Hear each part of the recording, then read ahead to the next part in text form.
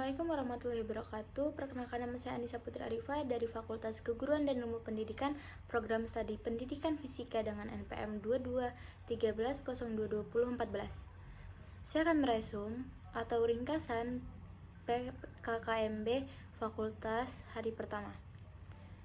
Yang pertama, materi dari Profesor Dr. Patun Raja MPD, yaitu pembelajaran di perguruan tinggi di era teknologi dan plagiarisme. Pertama, bagaimana kita menyikapi dosen? Dosen menganggap bahwa siswa itu sangat mandiri. Proses pembelajaran di universitas dan SMA itu sangat berbeda. Kehidupan kampus tidak hanya tentang akademik. Akademik itu artinya lulus dengan praktik dan ijazah. Tapi kampus tidak hanya batas itu, tapi juga pentingnya organisasi bagi mahasiswa. Bagaimana melaksanakan sesuatu demi mencapai suatu tujuan? Jadi organisasi sangat penting juga untuk diimbangi dan dioptimalkan. Lembaga kemahasiswaan sebagai wadah untuk pengembangan karakter mahasiswa. Terkait plagiarisme atau penjiplakan, plagiarisme adalah sama seperti pencurian.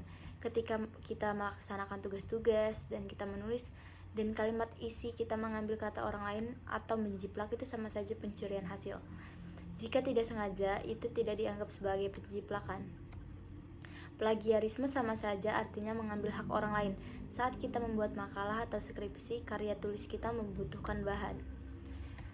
Materi kedua yaitu dari Dr. Rizwandi MPD, Sistem Perkuliahan dan Bimbingan Akademik dan Kerjasama. Yang pertama adalah analisis mahasiswa. 1. Kemampuan akademik. Emosi yang terkendali, ada stabil dan tidak stabil, dan kondisi sosial masing-masing, kesiapan menjadi mahasiswa atau belum. Yang kedua, bagaimana terujinya kurikulum kalian yang mengalami SMA daring. Apakah semua itu masuk atau tidak, baik itu nanti per prodi atau secara keseluruhan.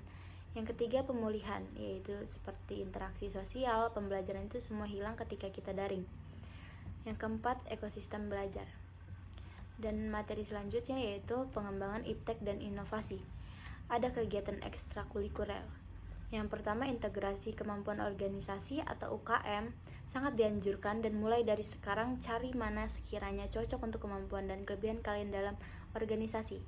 Yang kedua, kemampuan kognitif, yaitu berpikir kritis sistemik, kita harus bisa menjadi problem solver. Yang ketiga, belajar sepanjang hayat. Belajar itu tidak hanya di bangku kuliah, dimanapun kita berada, di situ tempat kita belajar. Yang ketiga, materinya yaitu sistem kredit semester SKS. Tujuan SKS adalah memberikan kesempatan kepada para mahasiswa yang cakap dan giat belajar dapat menyelesaikan studi dalam waktu yang singkat. Yang kedua, memberikan kesempatan kepada mahasiswa agar dapat mengambil mata kuliah yang sesuai dan minta, bakat, dan kemampuannya. Kemudian materi ketiga dari Dr. Supriyadi MPD, fasilitas untuk perkuliahan dan mahasiswa. Fasilitas yang pertama yang ada di gedung FKIP adalah tempat parkir terpadu, ada 2. Yang kedua, gedung dekanat, tempat loket registrasi UKT. Yang ketiga, gedung A adalah aula tempat kumpul mahasiswa yang berjumlah 2 orang. Gedung B, gedung ilmu pendidikan, aula, ruang sidak, toilet, laboratorium PAUD, ruang baca.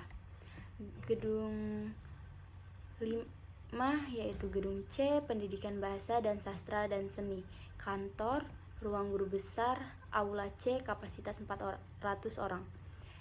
Yang keenam, gedung D, gedung penjaskas.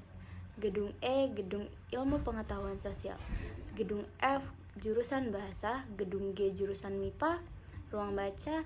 Gedung H, gedung J, pusat kegiatan mahasiswa. Dan ada kampus di Panglima Polim untuk pendidikan tari dan pendidikan musik. Materi 4 yaitu dari Ibu Dr. Rizwanti Rini MPD, tugas pokok bagian kemahasiswaan dan alumni. Kita sebagai mahasiswa jangan sampai menjadi yang namanya mahasiswa kupu-kupu ya, baik di bidang akademik ataupun non-akademik. Itu semua harus beriringan, harus bersamaan. Yang kita utamakan yaitu akademik dan non-akademiknya. Jadi kegiatannya harus beriringan. Akademik harus dijalani dengan baik sesuai prodi yang telah kita ambil. Nah, begitupun non-akademik. Di kemahasiswaan ada 1, pelaksanaan layanan binaan minat, bakat, dan penalaran kemahasiswaan. Yang kedua, pelaksanaan layanan administrasi kegiatan kemahasiswaan. Yang ketiga, pelaksanaan layanan kesejahteraan mahasiswa. Yang keempat, pelaksanaan fasilitas kegiatan lembaga kemahasiswaannya. Yang kelima, pelaksanaan pengelolaan data dan informasi kemahasiswaan dan alumni. Sekian resume yang saya buat di hari pertama PKKMB Fakultas.